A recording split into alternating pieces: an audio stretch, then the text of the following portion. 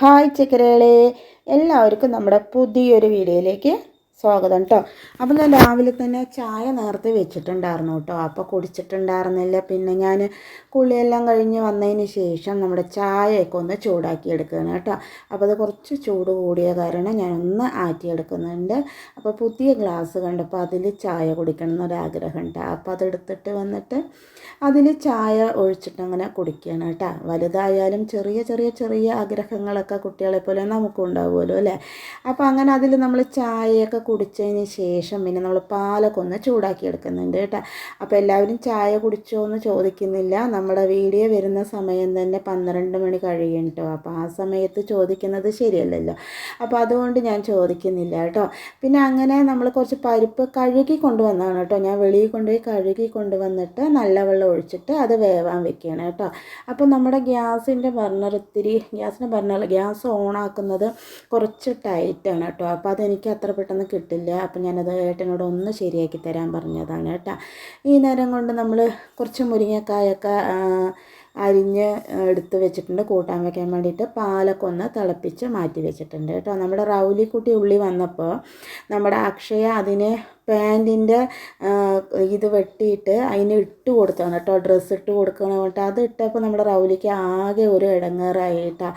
അപ്പോൾ ദേഷ്യം വന്നിട്ട് അതങ്ങോട്ട് കടിക്കുകയാണ് കേട്ടോ. അപ്പോൾ ഞാൻ അക്ഷയോട് പറയുന്നുണ്ടായിരുന്നു അത് ഊരി മാറ്റി കൊടുക്കുക, അതിന് ആകെപ്പാടെ ഒരു അസ്വസ്ഥതയായിരിക്കും എന്ന് പറഞ്ഞപ്പോൾ അവൾ അവിടെ നിൽക്കുന്നുണ്ട് കേട്ടോ. അവളെ കാണിക്കലും കണ്ടിട്ട് നമ്മുടെ റൗലിക്കുട്ടിലെ കാണിക്കലും കണ്ടിട്ട് നിൽക്കുന്നുണ്ട്. പാലൊക്കെ കുടിച്ചതിന് ശേഷമാണ് കേട്ടോ അങ്ങനെ ഉള്ളി വന്നിരിക്കുന്നത്. അങ്ങനെ പിന്നെ ഞാൻ പറഞ്ഞപ്പോൾ പിന്നെ പെട്ടെന്ന് തന്നെ അതൊക്കെ ഒന്ന് ഊരി മാറ്റി കൊടുത്തു കേട്ടോ. അത് ഊരി മാറ്റി കിട്ടിയതിൻ്റെ സന്തോഷത്തിലാണ് കേട്ടോ നമ്മൾ റൗലിക്കുട്ടി വേഗം തന്നെ അവിടെ പോയി കിടന്നിട്ടുണ്ടായിരുന്നു. അങ്ങനെ പിന്നെ ഞാൻ ഇന്നും ചോറിന് അരിയിടാൻ വളരെ വൈകിപ്പോയിട്ടോ, മറന്നേ പോയിട്ടോ അത് ചെയ്യാൻ വേണ്ടിയിട്ട്. അപ്പോൾ നമ്മളിതിനിടയിൽ നമ്മൾ സാമ്പാറൊക്കെ വെക്കുന്നുണ്ട്. നമ്മൾ സാമ്പാർ എല്ലാം റെഡിയാക്കിയിട്ട് തിളയ്ക്കുന്നുണ്ട് കേട്ടോ അപ്പുറത്ത്. അപ്പോൾ ഞാൻ ഇന്നും ചോറിന് അരിയിടാൻ മറന്നുപോയി കേട്ടോ. അപ്പോൾ അതിന് സാമ്പാറൊക്കെ ആയതിന് ശേഷമാണ് കേട്ടോ എനിക്ക് പിന്നെ ഓർമ്മ വന്നിട്ടുണ്ടായിരുന്നു ഇനി എന്ത് കൂട്ടാൻ വെക്കുന്നുള്ള ചിന്തയിൽ ഇങ്ങനെ ചിന്തിച്ചപ്പോഴാണ് ആലോചിച്ചത് ചോറ് വെച്ചിട്ടില്ലല്ലോ എന്ന് കേട്ടോ. കൂട്ടാനൊക്കെ ഒരു 2-3 വെക്കേണ്ട ഐഡിയ ഒക്കെ ഉണ്ടായിരുന്നു, ഇന്നത് വെക്കാമെന്നുള്ളൊരു ഐഡിയ ഒക്കെ ഉണ്ടായിരുന്നു കേട്ടോ. അതൊക്കെ ആലോചിച്ച് കറക്റ്റാക്കിയപ്പോഴാണ് ആലോചിച്ചത് മെയിനായിട്ടുള്ള ഐറ്റം നമ്മൾ മറന്നുപോയി എന്ന് കേട്ടോ. അങ്ങനെ പിന്നെ ഞാൻ വേഗം തന്നെ ചോറിന് അരിയിട്ട് നമ്മുടെ കറണ്ട് അടുപ്പിൽ തന്നെ ചോറിന് വേഗം അരിയിട്ട് തിളപ്പിച്ചിട്ട് ഇറക്കി വെച്ചു കേട്ടോ. അപ്പോൾ നിങ്ങൾക്ക് ഇങ്ങനെയൊക്കെ ഓർമ്മപ്പേശൊക്കെ വരാറുണ്ടോ? അതിപ്പോൾ നമ്മൾ വീട്ടമ്മമാർക്ക് എല്ലാവർക്കും ഉണ്ടാകുന്ന കാര്യം തന്നെ. ചില സമയം ഇങ്ങനെ ഓർമ്മ കിട്ടില്ല. കൂടുതലായിട്ട് നമ്മൾ ശ്രദ്ധിക്കുന്നത് എന്താ പറഞ്ഞാൽ എന്ത് കറി വയ്ക്കും എന്നുള്ള ചിന്തയാണ്. ചോറ് സ്വാഭാവികമായിട്ട് നമ്മൾ എണീറ്റതും വയ്ക്കുമല്ലോ, അപ്പോൾ അതിന് അധികം നമ്മൾ കൊടുക്കാറില്ല. പക്ഷേ ഇന്നലെ വൈകുന്നേരം കിടക്കുമ്പോൾ ഒരു ഐഡിയ ഉണ്ടായിരുന്നില്ല കേട്ടോ. അപ്പോൾ രാത്രിയും കുറച്ച് ചിന്തിച്ചു എന്താ ചെയ്യേണ്ടതെന്ന്, നേരം വെളുത്തപ്പോഴും ചിന്തിച്ചു. പക്ഷേ ആ ചിന്തയുടെ ഇടയിൽ നമ്മുടെ ചോറ് വെക്കുന്ന കാര്യം ഞാൻ മറന്നുപോയി കേട്ടോ. അപ്പോൾ ഇതിനിടയിൽ നമ്മൾ കുറച്ച് പച്ചക്കറികൾ അതുപോലെ നമ്മുടെ തക്കാളി അങ്ങനെയുള്ള ഐറ്റംസൊക്കെ നമ്മൾ മുറിച്ച് മാറ്റി വെച്ചിട്ടുണ്ട് കേട്ടോ. നമ്മുടെ സാമ്പാറായിട്ടുണ്ട്. പാലക്കാടൻ വറുത്തരച്ച സാമ്പാറാണ് കേട്ടോ നമ്മൾ വെച്ചിരിക്കുന്നത്. മുരിങ്ങക്കായ് ഉരുളക്കിഴങ്ങൊക്കെ ഇട്ടിട്ട് പിന്നെ അതിന് ശേഷം നമ്മൾ മൺചട്ടി വെച്ച് കൊടുത്ത് അതിലേക്ക് കുമ്പളങ്ങി വാഴയ്ക്കും ചേർത്ത് കൊടുത്തിട്ടുണ്ട് കേട്ടോ. പിന്നെ നമ്മൾ കുറച്ചധികം തന്നെ നമ്മൾ പച്ചമുളക് ചേർത്ത് കൊടുത്തിട്ടുണ്ട്. എരിവിന് ആവശ്യമായിട്ടുള്ള പച്ചമുളക് നമുക്ക് ചേർത്ത് കൊടുക്കാം കേട്ടോ.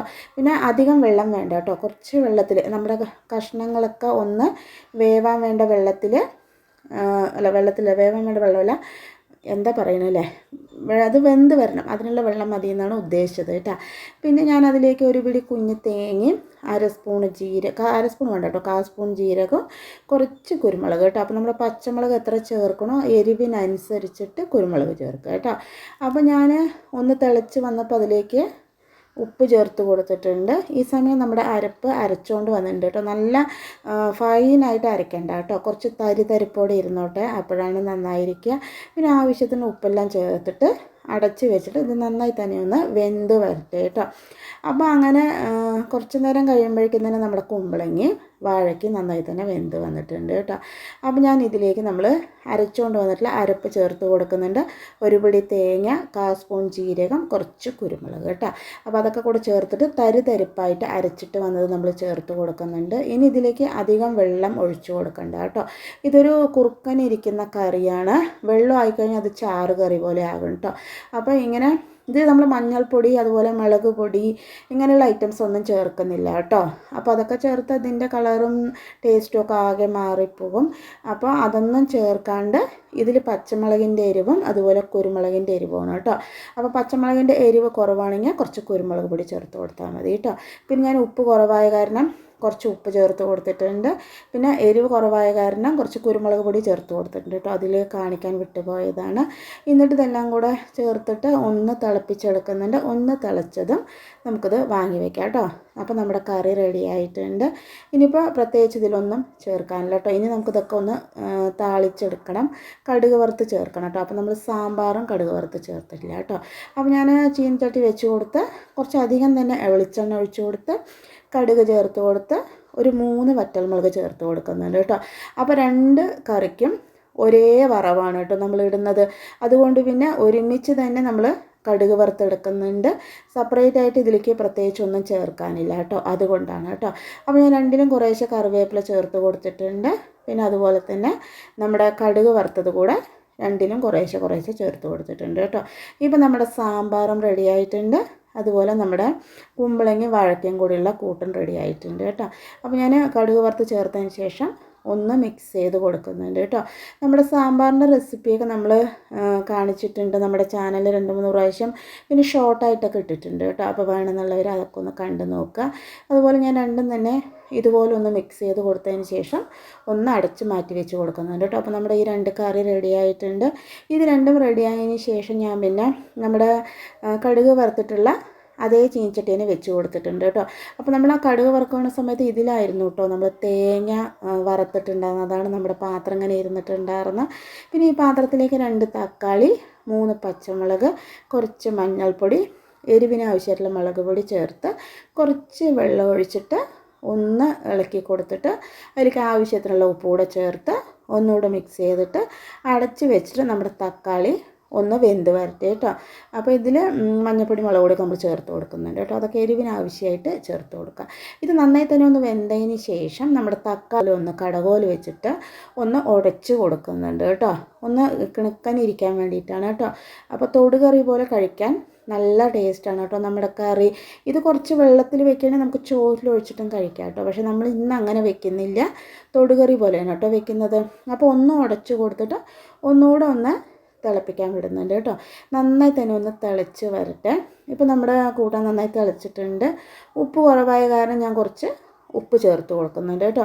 അപ്പോൾ വെള്ളം അധികം ഇല്ലാത്ത കറിയാണ് കേട്ടോ നമ്മളിന്ന് ചെയ്തിരിക്കുന്നത്. പിന്നെ നമ്മൾ ഗ്യാസ് ഓഫ് ചെയ്ത് കൊടുത്തതിന് ശേഷം കുറച്ച് പച്ച വെളിച്ചെണ്ണ ഒഴിച്ച് കൊടുത്തിട്ട് കുറച്ച് കറിവേപ്പില കൂടെ ചേർത്ത് കൊടുക്കുന്നുണ്ട് കേട്ടോ. അപ്പോൾ നമ്മുടെ 3ാമത്തെ കൂട്ടാനും റെഡി ആയിട്ടുണ്ട്. നന്നായി തന്നെ ഒന്ന് മിക്സ് ചെയ്ത് കൊടുക്കുന്നുണ്ട് കേട്ടോ.